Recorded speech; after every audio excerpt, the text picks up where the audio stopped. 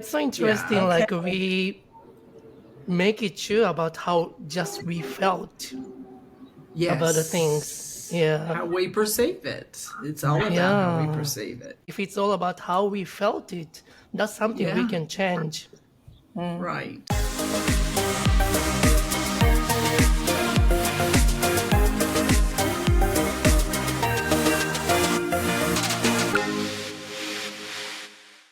I think one of the things I've had to tell myself is because I always felt like, well, I have a right to my feelings.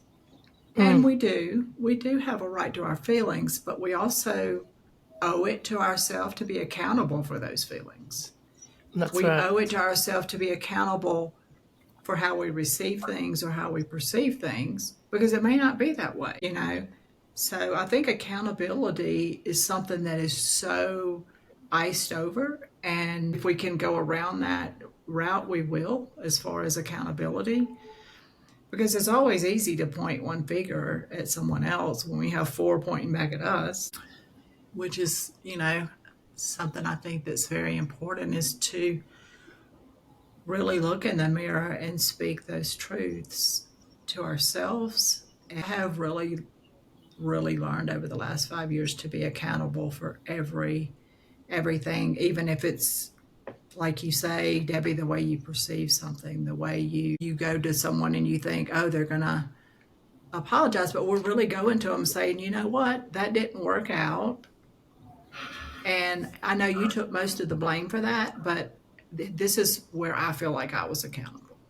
And this Mm, is where I feel like I could have done something different. Not that we would have had a different outcome in the situation because it was toxic, it was not a good situation, but here's where I fell short, and here's where my journaling and my work has shown me I could have done something differently.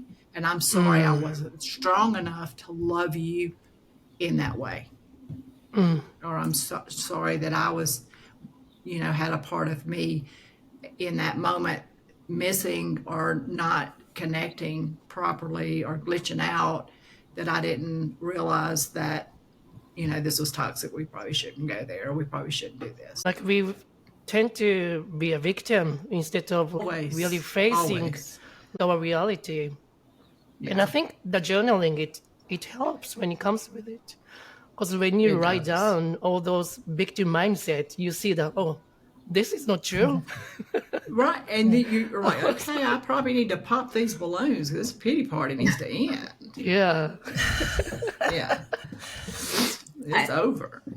I think for me, in past situations, I've it's helped me to take the emotion out, because if I take the emotion out of the situation, and it goes back to what Debbie said, we can only change it ourselves. We can only Mm-hmm. change Mm-hmm. our behavior, and so we have to take accountability for our part in creating that situation.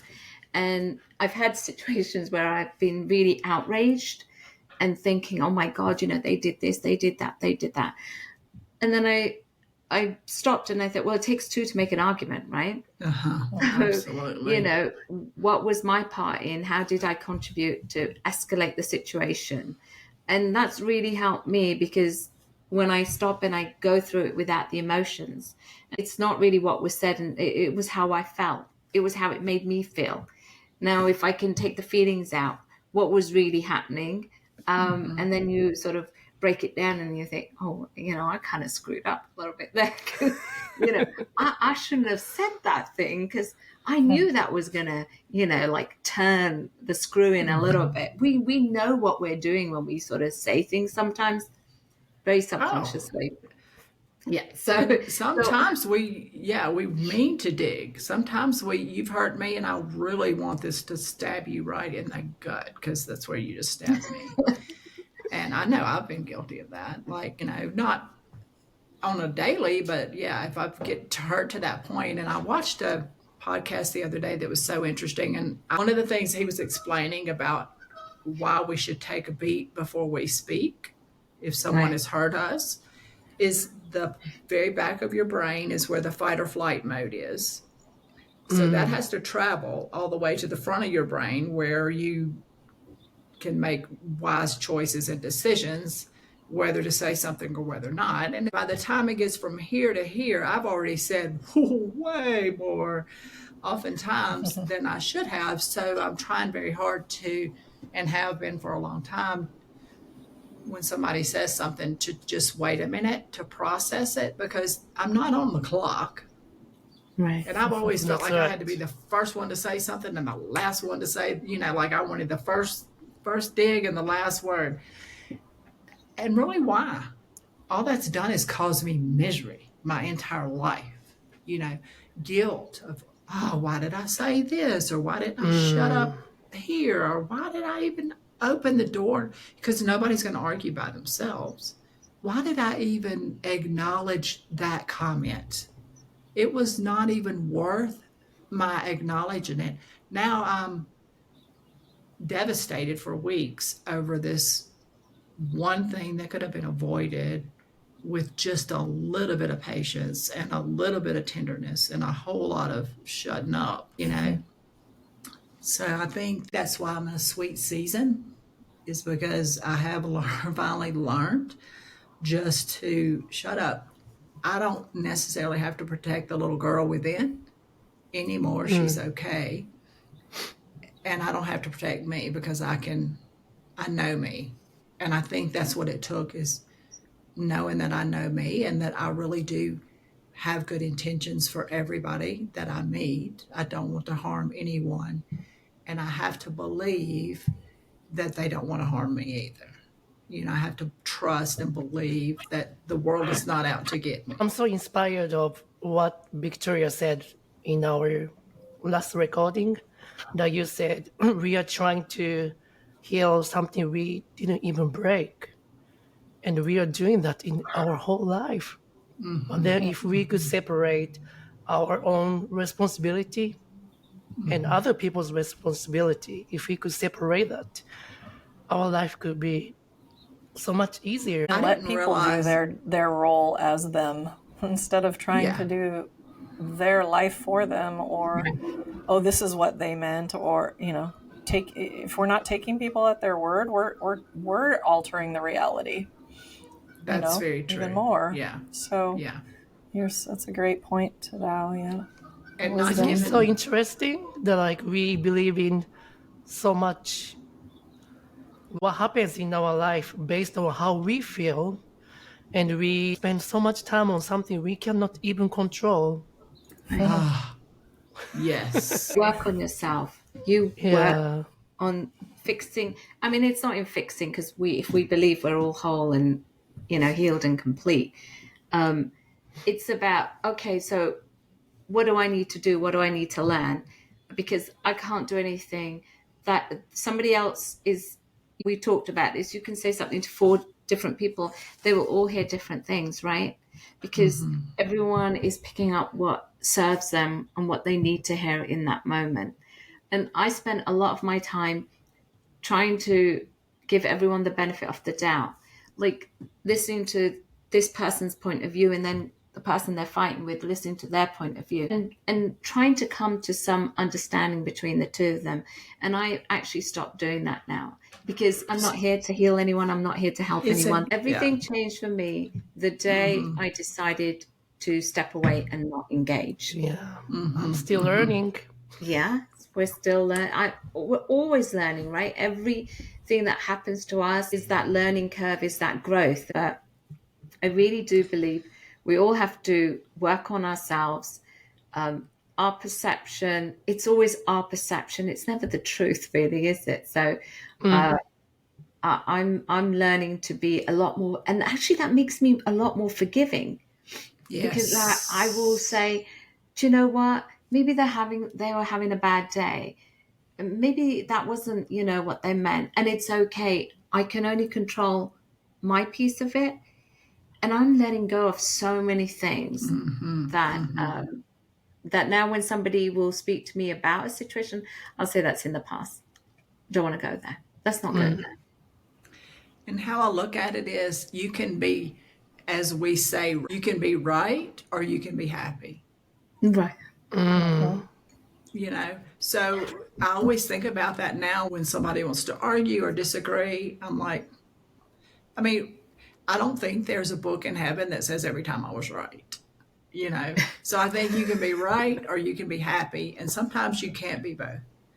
And being in a disagreement about the most stupid things sometimes on earth. And it's all about, I was reading the other day, why do people argue? And one of it is to be validated. We want to be validated, we want to be heard, we want to be right. And that's basically why we argue with someone. So if you take those out of the equation, and I think that all is just a big part of pride. But once we take our ego and our pride out of it, like, okay, you do you, because honestly, by this afternoon, I'm not even going to remember what the argument was about. So I may as well shut up and save my sanity for a few more weeks of life. Both people are right. That actually levels the playing field for me, that they are doing themselves and having their feelings. Right. I'm doing me and having my feelings. There's nothing to compare. There's nobody right or wrong. Right. Dropping the whole right wrong argument, black, white, light, darkness, like drop that whole thing. Then what is there? There you go. Everything is one. That's a great point. Everything is in the right context. It's that we try to manipulate others or ourselves to be something else or that someone else, right? Absolutely. So, love your perspective, Debbie. I do too. That's a very good point. That's a very good point. Because I used to fight for the principle of the thing when I was younger. It was like the principle, but Mum, it's the principle. And now it's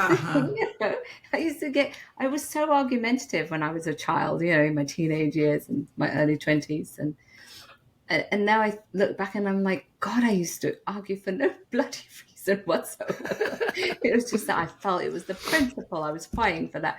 But what the hell is that anyway, right? Right. I did the same.